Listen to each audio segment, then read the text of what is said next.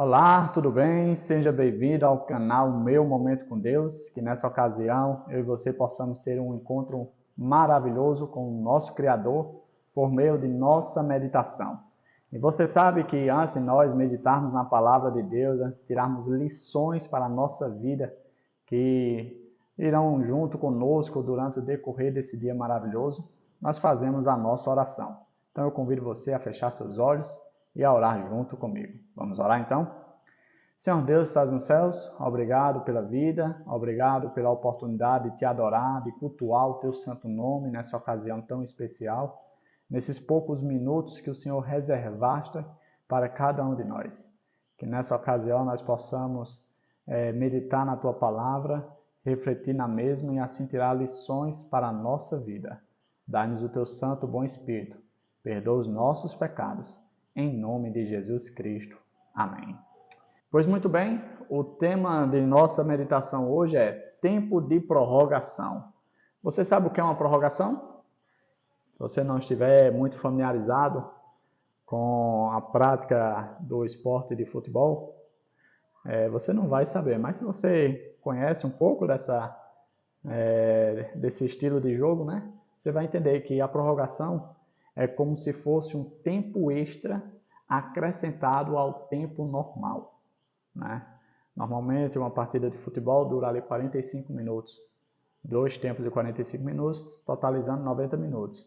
Quando não se resolve dentro desse tempo, em algumas ocasiões é acrescentado o tempo de prorrogação, e aí acrescenta 2 tempos de 15 minutos. Mas vamos ver o que é que esse tema tem a ver com a nossa meditação, com o texto bíblico.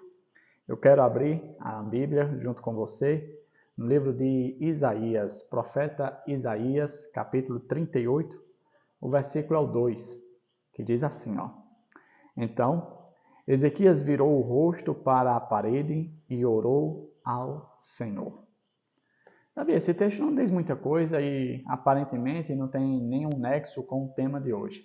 Calma, eu vou te explicar. Fica comigo até o fim que você vai entender. Ezequias ele foi um rei do povo do Senhor, da tribo de Judá. Um rei que começou ali o seu reinado em uma situação um pouco delicada. O seu pai, Acais, ele não tinha sido um bom rei, não tinha andado no caminho do Senhor, tinha feito coisas contrárias à vontade de Deus. E agora seu filho recebe ali o bastão, né, o cajado do trono para reinar sobre a tribo de Judá, sobre Jerusalém, onde o povo se encontrava numa situação terrível. Mas, mesmo assim, ele procurou fazer aquilo que agradava a Deus. Mesmo sendo um jovem de apenas 25 anos, a Bíblia diz que Ezequias andou na vontade do Senhor. Fez aquilo que agradava a Deus. Mas em um determinado momento de sua vida em que ele já estava passando por fortes pressões, fortes provações, ele descobriu que estava enfermo e essa doença não tinha cura. O profeta Isaías, mensageiro de Deus, foi até ele e deu o recado. E disse: Olha, Ezequias, essa sua doença ela não vai sarar, ela não tem cura e você vai morrer. Põe em ordem a sua casa. No livro de Isaías, nós vemos qual foi a ação dele ao receber essa notícia. O texto diz que ele virou para a parede e orou. Você consegue imaginar quais foram as palavras da sua oração? O que será que ele falou para Deus? Será que ele fez algum pedido? Será que ele questionou? Com certeza.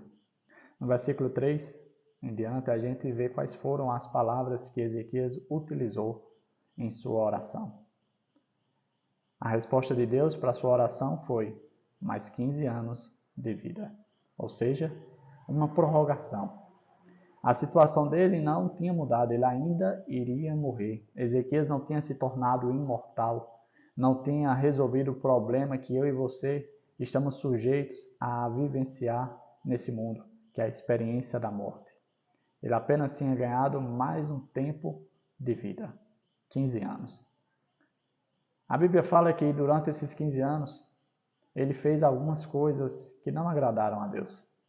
como por exemplo, quando teve a oportunidade de glorificar a Deus por sua cura, pelo tempo de prorrogação que tinha ganhado para os mensageiros babilônicos, ele esqueceu desse pequeno detalhe, para não dizer grande detalhe. E ali ele se exaltou, trouxe a glória para si. E por conta desse erro, ele acabou acarretando o problema para várias outras vidas. No futuro, alguns anos depois, a nação de Judá estava sendo levada cativa para a Babilônia. E sabe quem foi o responsável? Sim, aquelas pessoas daquela época tinham sua parte de responsabilidade, pois estavam distantes de Deus. Mas a Bíblia afirma que por conta que Ezequias se exaltou, ao invés de exaltar a Deus, ao invés de fazer a vontade de Deus, foi por isso que, anos depois, o povo de Jerusalém foi dominado e levado cativo para a Babilônia. Quando nós olhamos para a nossa realidade, nós não sabemos o dia de amanhã, e então nós vivemos na seguinte perspectiva: a todo momento eu e você temos a nossa vida prorrogada. Pense que hoje poderia ter sido o último dia da sua vida, mas você está aí, junto comigo, com vida, com saúde, com disposição para um novo dia, e que tem um dia desconhecido e cheio de surpresas diante de você. A cada momento que passa, nós devemos louvar a Deus pela graça de termos essa prorrogação na nossa vida. A pergunta para a nossa reflexão é: o que é que você tem feito com o tempo que Deus te dá? Alguns comentaristas veem essa situação de Ezequias da seguinte forma: era melhor que ele não tivesse esse tempo de prorrogação. Infelizmente, nós muitas vezes julgamos com base naquilo que nós conhecemos e sabemos. Nós não temos o panorama completo do que se passava no coração de Ezequias, do que de fato aconteceu. Mas Deus, que sonda os corações, sabe todas as coisas. Então, que eu e você, nessa ocasião, nesse momento, possamos aprender com esse personagem e saber que o tempo que Deus concede a cada um de nós, a cura, os milagres que Deus faz em prol de cada um, a gente deve fazer bom uso desse tempo. O primeiro bom uso que eu e você devemos fazer é glorificar a Deus. O segundo bom uso é dedicar a nossa vida para outras pessoas, para que outras pessoas também possam ter a experiência da graça que Deus garante a cada um de nós.